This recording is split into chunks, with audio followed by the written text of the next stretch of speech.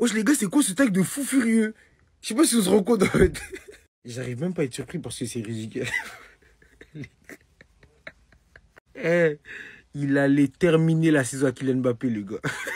Puis c'est pas comme si c'était la première fois qu'il faisait. C'est un ouf ce mec. Mais bref, on revient en image rapidement sur une séquence de la séance d'entraînement du Real Madrid qui a eu lieu aujourd'hui. Regardez. La feinte mortelle, ça on a l'habitude. Ouais, celle-là j'aime bien cette séquence. Fiou, ça dribble le gardien. Finition. Et pour terminer. Ok.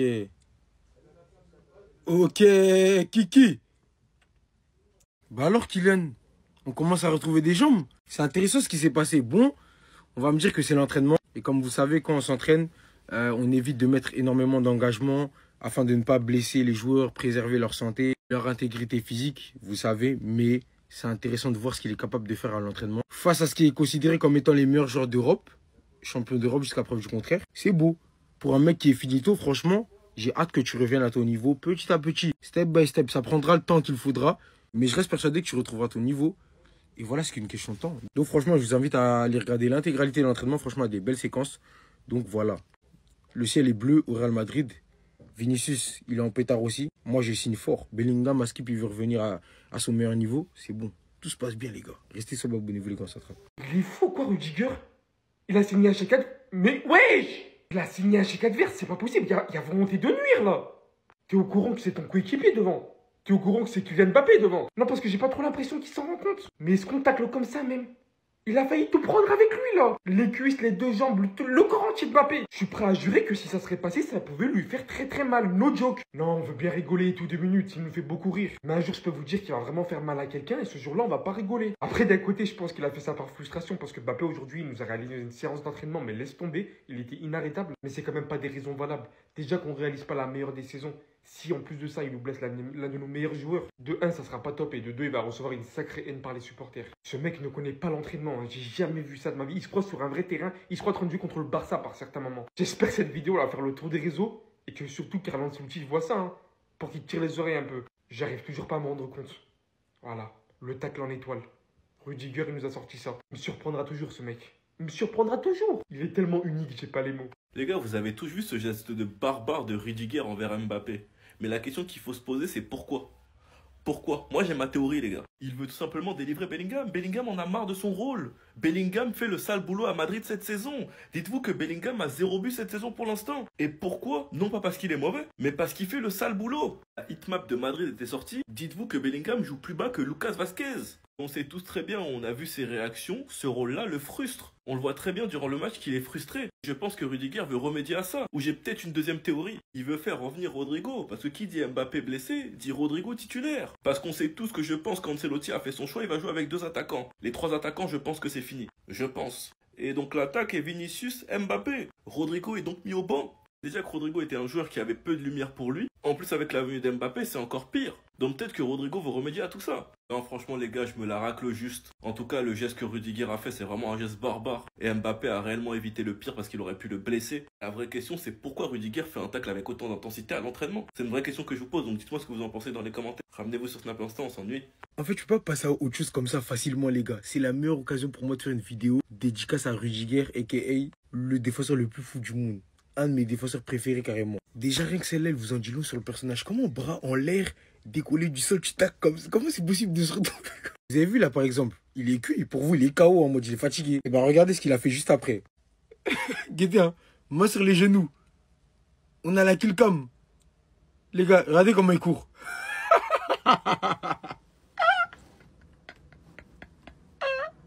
Comme on dit en espagnol, El Loco, c'est le défenseur le plus fou du monde. Mais en plus de ça, Rudiger, je le kiffe, il est tellement drôle, les gars. Une petite compile, c'est parti. Déjà, quand il galope comme ça, il n'y a rien à...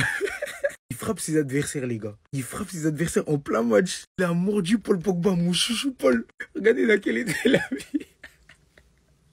En fait, vous avez vu, lui. Il est irrécupérable. Rudiger, il est tellement drôle, les gars. Ce mec n'a aucune limite. Marquage à la culotte sur Haaland, même lui, non.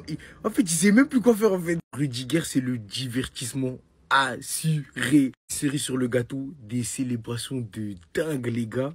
Il fait que des célébrations de fou, les gars. Il tire la langue, il fait des têtes bizarres et tout. Mais la meilleure, ça reste celle-ci. Celle-là, banger. Mais voilà, avant tout ça, Rudiger, c'est un bouc super attachant. Et comme je vous l'ai déjà dit, c'est un de mes défenseurs préférés, les gars. Genre, il me fait kiffer, les gars. La combativité dont il fait preuve, il lâche rien, lui. Il va jamais te lâcher. Et les défenseurs comme ça qui ont la dalle 90 minutes, je les kiffe. Alors Rudiger, en plus d'être un défenseur comme ça, il a une personnalité super attachante. Donc, merci Rudiger, merci de jouer pour mon club.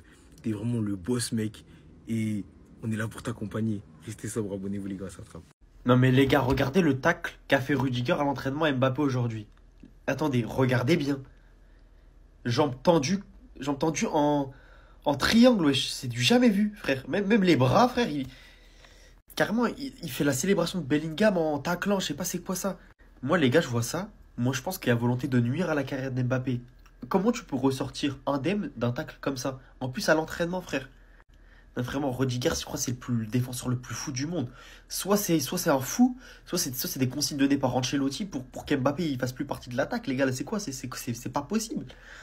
Vraiment, de ma vie, j'ai jamais vu cette forme de tacle. Les gars, un jour, si vous avez un tacle similaire en tête, dites-le en commentaire, mais c'est une dinguerie, frère.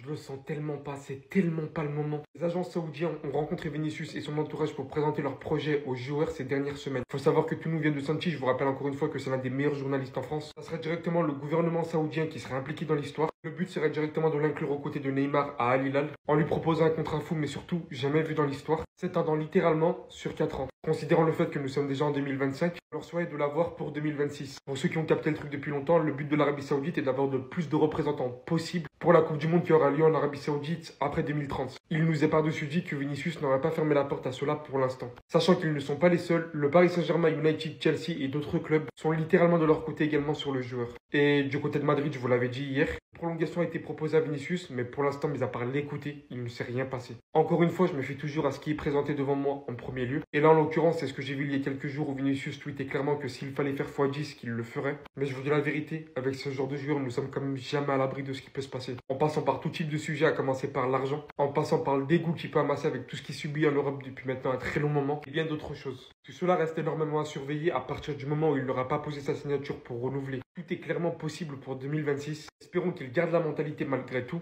qu'il ne fasse pas partie de ces premiers joueurs qui sont très jeunes à clairement accepter le pactole en mettant fin à leur carrière. Ça y est, la situation au Real commence à partir dans tous les sens, mais ça on pouvait s'y attendre. Selon Marca, Jude Bellingham demande de l'affection au Real Madrid. Alors pour être plus exact, il demande du respect, tout simplement. Parce qu'aujourd'hui, il doit assumer sans broncher, comme ils disent, un rôle de sacrifié. Voilà, il a toujours pas marqué le moindre but parce qu'il est dans un rôle totalement ingrat où on lui explique, bon écoute mon grand, tu vas te mettre là, tu vas courir pour Vinicius Mbappé là, et puis voilà, tu te tais, tu fais les efforts et sois déjà content d'être titulaire. Problématique, c'est que Jude Bellingham, par rapport au statut, au rôle qu'il a eu la saison dernière, il a envie, comme ils disent là, de faire un pas en avant et de se sentir à nouveau comme la saison dernière. Ça a été un leader, un patron qui a marqué énormément de buts, qui t'a permis d'aller chercher tous les titres. Et cette année, tu le traites comme un moins que rien, tout ça parce que Kylian Mbappé est arrivé et qu'il faut tout donner à Kylian Mbappé. Et forcément, il commence à y avoir un petit peu de friture sur la ligne dans le vestiaire madrilène. Sans oublier que le côté Ballon d'Or a eu un impact très négatif, puisque Vinicius et Mbappé aujourd'hui ne s'entendent plus vraiment super bien, puisque Mbappé, on notera, est le seul à ne pas avoir fait de message sur les réseaux sociaux pour Vinicius. C'est significatif.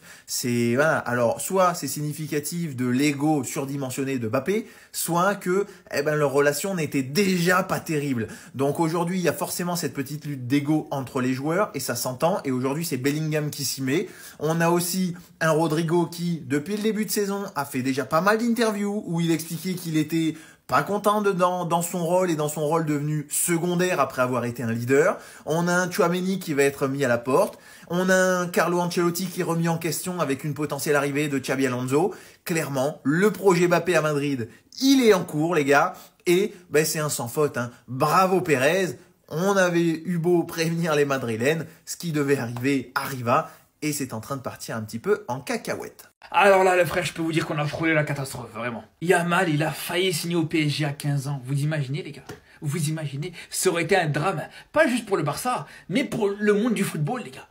Si Yamal avait signé au PSG à 15 ans, Ça aurait été fini, sa carrière aurait été terminée avant même d'avoir commencé. Ça leur envoyé en prêt pendant 2 ans à Strasbourg. Ça aurait dit non mais il est trop jeune, on préfère faire jouer Kolo Muani ou Dembélé à sa place. Et il se serait retrouvé en D2 belge où il aurait été en Arabie Saoudite. On sait très bien comment ça se passe au PSG, les gars. C'est un mauvais plan. Donc franchement, les gars, j'ai critiqué pendant longtemps, j'ai critiqué Xavi. Mais pour ça, j'en serai reconnaissant éternellement, les gars. Le monde du football peut être reconnaissant envers Xavi pour avoir évité cette catastrophe. Et je vous le dis, on était à 2 doigts de jamais découvrir le Yamal qu'on connaît aujourd'hui, les gars. Parce que, je vous dis, le PSG, pour moi, c'est un cimetière de joueurs, les gars. Je suis désolé, les gars. C'est un cimetière de futurs cracks, de futures pépites, de futurs talents, les gars. C'est la vérité.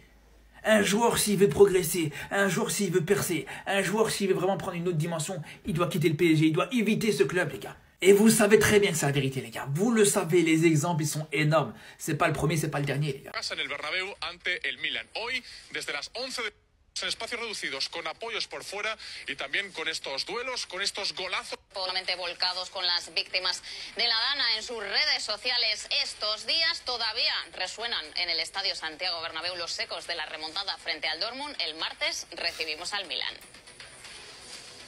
Vous voyez, ce genre de vidéo, ça m'énerve. Il y a des gens qui sont forts qu'à l'entraînement et en match qui sont freinés. Bah, là, c'est le cas. Mais moi, j'y crois. Moi, je pense qu'il va retrouver un très bon niveau. Je sais pas ça va prendre combien de temps. J'espère que ça va pas prendre trop de temps. Mais j'y crois. Peut-être que je force, je suis seul dans le train. Mais oui, je suis le fou du train, c'est pas grave. En tout cas, comment il fait du sale là, les extraits là, ils font plaisir. Il n'a pas perdu son football. Je ne sais pas ce qui se passe en match, mais il n'a pas perdu son football. Je refuse d'y croire. Par contre, il est vraiment fou, Rudiger. Il a vraiment des soucis. On ne l'appelle pas El Loco, le fou, pour rien. Il veut l'envoyer à l'hôpital ou quoi? Regardez. Franchement, c'est un tueur, ce mec. Mais il est trop fort. Les gars, dans la vie, je vous jure, il y a des coéquipiers à l'entraînement, tu ne sais pas s'ils veulent ton bien. Regardez le tacle d'Antonio Rudiger sur Kylian Mbappé à l'entraînement. Comment tu peux tacler ton coéquipier comme ça? Mais c'est une dinguerie, wesh. Les Allemands, ils ont un vrai problème avec cette lettre. Regardez, quelle lettre il fait là avec son corps? Dites-moi, quelle lettre il fait? Mais il fait le H. Il fait le H.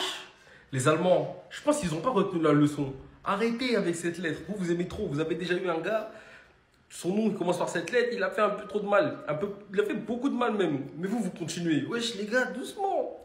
Rudiger. Je pense qu'il lui doit de l'argent. Comment tu peux vouloir découper Kylian Mbappé comme ça? Mais c'est ton coéquipier. Ah, Antonio. Oh les gars, s'il vous plaît, c'est même pas un montage. Les gars, je vous jure que c'est pas un montage. Regardez le tacle du Rudiger face à Mbappé à l'entraînement aujourd'hui.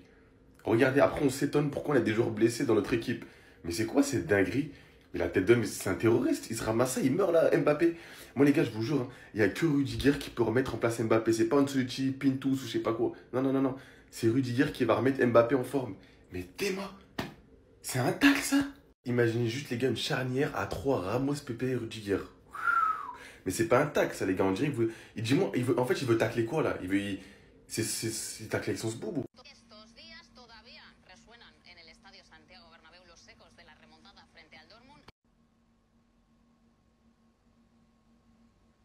En fait, Rudiger, je sais pas.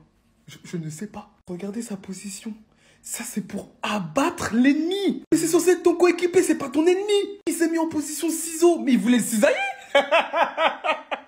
2 pieds décollés, fesses décollées aussi, dos décollé, bras écartés au cas où. On sait jamais, t'as vu? Les bras, c'est vraiment au cas où. En cas de haja. Tout est décollé du sol. Tout est décollé. Volonté de nuire à la carrière.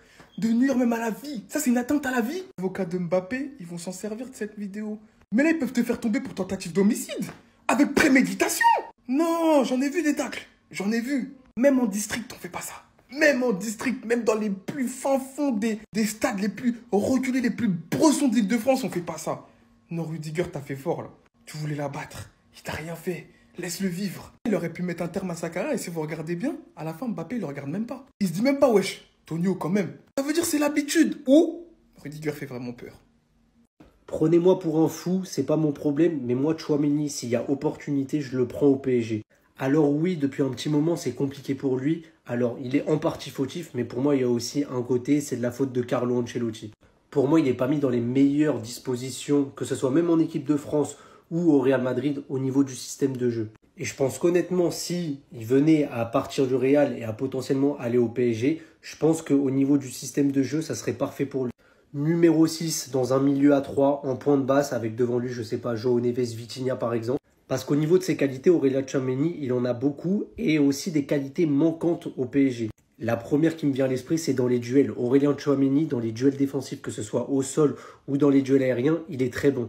Et on n'a pas cette présence réellement athlétique au milieu de terrain. Certains vont me dire Warren, mais Warren, défensivement, c'est pas le meilleur du tout. C'est pas un joueur qui sait récupérer beaucoup de ballons. On a João Neves qui sait le faire, mais aujourd'hui, João Neves, il a un rôle un peu plus offensif au PSG. Et Vitinha n'est absolument pas un récupérateur.